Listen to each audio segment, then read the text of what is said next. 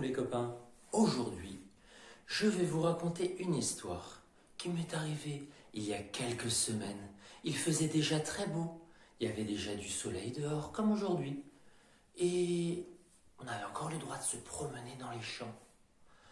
Et quand je me suis promené près d'un pré, j'ai entendu des drôles de bruits. J'ai entendu des...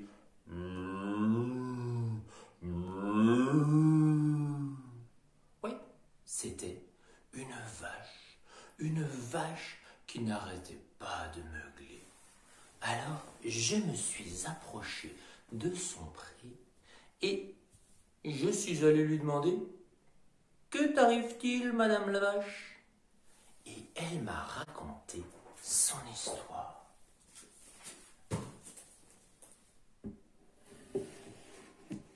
Et si j'étais une vache?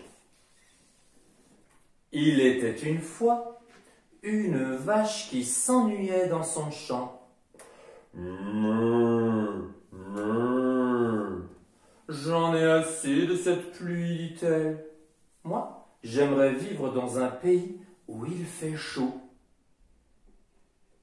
Et si j'étais... C'est quoi ça? Un zèbre, oui, avec plein d'amis pour jouer et des grands espaces pour gambader. Mais...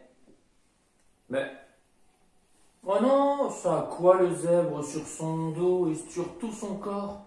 Ça a plein de rayures, et toutes ces rayures me rappellent trop la pluie de mon champ. Non, moi je veux pas être un zèbre. Et si j'étais... Oh, c'est quoi ça? Une girafe. Oh, avec des grandes pattes et un long cou. Je pourrais voir approcher de très loin le lion. Enfin, si ma tête ne s'accroche pas dans les branches des arbres. Oh non, j'ai pas envie d'être une girafe. Et si j'étais... Oh, un singe. Ah oui, je pourrais grimper dans les arbres, ce serait rigolo ça. Oh non. Attends, les branches des arbres, c'est trop haut. Moi, j'ai le vertige. Oh non, je veux pas être un singe. Et si j'étais... Oh, c'est quoi ça? Un éléphant. Pom pa pom pa pom pa pom pa pom pa pom pa la. Oh ouais, un éléphant c'est grand. C'est gros un éléphant, c'est même super costaud un éléphant. Mais attends, il y a un truc qui va pas quand même. Regarde un peu.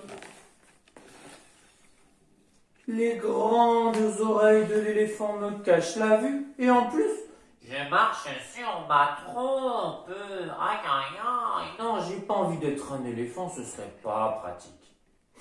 Et si j'étais...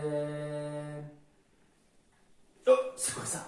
Un crocodile, oui. Un crocodile s'en allant dans la guerre. Ah ouais, avec une grande rivière pour m'y réfugier comme ça, eh ben le lion, il ne pourrait même pas m'attraper.